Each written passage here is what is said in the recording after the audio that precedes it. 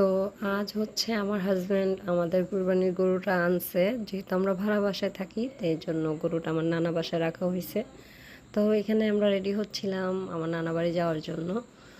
তো এখানে আমি আর আমার নানু হচ্ছে ভাগে কুরবানি দিই, একা না একা দেওয়ার মতো এখনও সামর্থ্য হয় নাই। তো যাচ্ছিলাম, এখানে হচ্ছে আমার মেয়ে আমার জালের মেয়েটা বায় দিতেছিল আমার আম্মুকে। তো রাস্তাতে যাচ্ছিলাম, এখানে বাপ বেটি মিলে কী জানি প্ল্যানিং করতেছে আমার জানা নাই, আমি শুধু ভিডিও করছিলাম। তো এই যে আমি যাচ্ছি নানা বাসায়। তো এখানে বাবুরা হচ্ছে বড়শি দিয়ে মাছ ধরতেছিল, ছোটোবেলা যেটা আমিও করতাম। আমার দাদাভাই আমাদের বড়শি করে দিত, তখন আর কি মাছ ধরতাম। তো তারা বাপ বেটি মিলে বাইক দিয়ে চলে যায়, আর আমি আর আমার আম্মু হচ্ছে এই অটো রিক্সায় করে যাই। তো এখানে রাস্তায় দেখলাম অনেকগুলো গরু, তো একটু ভিডিও করলাম। ছোটোবেলায় তো কোরবানি অনেক ভালো লাগতো, কারণ সবাই গরু আনতো, এখনও ভালো লাগে। রাস্তায় গরুগুলো দেখলাম ভালো লাগলো। তো একটা কথা, এই গরুটার চোখ কেন বাঁধা ছিল? শেষমেশ চলে আসলাম আমার নানা বাসায়। এটা হচ্ছে আমাদের কোরবানির গরু। তো দেখলাম এখানে, তারপর হচ্ছে আমার বাচ্চাদের নানু বাসায় রেখে আমরা আর উপরে উঠি নাই। এটা হচ্ছে নানুগো নিচতলা ছিল। তো আমি আর আমার হাজব্যান্ড হচ্ছে কিছু কেনাকাটার জন্য একটু মার্কেটে যাচ্ছিলাম। তো ওদের রেখে আসছি নানু বাসায়।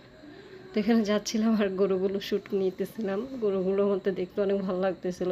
কুরবানিদের আসলে এটাই হচ্ছে মজা, যে রাস্তায় সব জায়গায় অলিতে গলিতে এমন গরু বাঁধা থাকে। তো শেষমেশ চলে আসছি, এটা হচ্ছে আমাদের এলাকার শনি আখড়ার ফুড মার্কেট।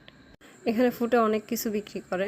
তো এই যে আরেকটা গরু, আমরা জামে ছিলাম, জামে না, গাড়ি আগে যাচ্ছিল না, যেহেতু এখানে হাট বসছে।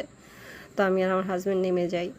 আর এখানে দেখলাম একটা আঙ্কেল আম বিক্রি করতেছিল। তো আমার হাজব্যান্ড আমগুলো নিতে চাইছিল, তো পরে ভাবলো যে হয়তো বা চুকো হতে পারে, এই জন্য আর নেই চলে আসলাম। কারণ হচ্ছে কালকে আরাফাতের রোজা রাখবো, এই জন্য আম নিতে চাচ্ছিলাম। তো আর আমগুলো ভালো লাগে নাই, তাই নেই। হাঁটতে হাঁটতে যাচ্ছিলাম, কারণ রিক্সা ভিতরে যাবে না। তো এই যে গরুগুলো, হাট সামনে আরও বড় হাট, ওইখানে যে মোবাইল নেওয়ার মতো কোনো অপশনই ছিল না, এত জাম ছিল। তারপরে এই যে চলে আসলাম শপিং করতে। এই শার্টটা তাকে ট্রাই দিতেছিলাম, ঢুকেই আমার এই শার্টটা ভালো লাগলো, তো এই দোকানে একটা ভিডিও নিলাম। তো এই শার্টটাও ভালো ছিল, কিন্তু ওনাকে ভালো লাগতেছিল না, যেহেতু উনি একটু মোটা, এই জন্য। তো একটু নিজেকে নিজে দেখলাম আয়নায়, মেয়েদের যেটা কাজ। পরবর্তীতে আমার দেওর ফোন দিল যে ভাবি তুমি আমার জন্য কিছু নিয়ে এসো। তো ওর জন্য দেখতেছিলাম এই প্যান্টটা, দেখলাম, ওকে দেখাইলাম ভিডিও কলে। তো বলতেছে ভাবি তুমি পছন্দ করে নিয়ে আসো। তো এই জন্য আর বেশি কিছু করিনি, আমি পছন্দ করে এই টি শার্টটা আর এই প্যান্টটা পছন্দ করে ওর জন্য নিলাম। তো ওরও পছন্দ হয়েছে, কিন্তু এই প্যান্টটা ওর মাজায় অনেক বড় ছিল, ও পরতে পারে নাই। আর এই গেঞ্জিটা হচ্ছে আমার হাজব্যান্ডের জন্য দেখছিলাম, এই আর কি। তারপর আমার হাজব্যান্ড ঘুরে ঘুরে দোকানটা দেখতেছিল। অবশ্য দোকানটার ভিতরে ভালোই, জিনিসগুলো ভালোই ছিল, তো মোটামুটি ভালোই লাগছে। যেহেতু ভিতরে যাইতে পারি নাই গরুর হাটের জন্য, গরুর থেকে আমার বের হইতে অনেক সমস্যা হইতেছিল।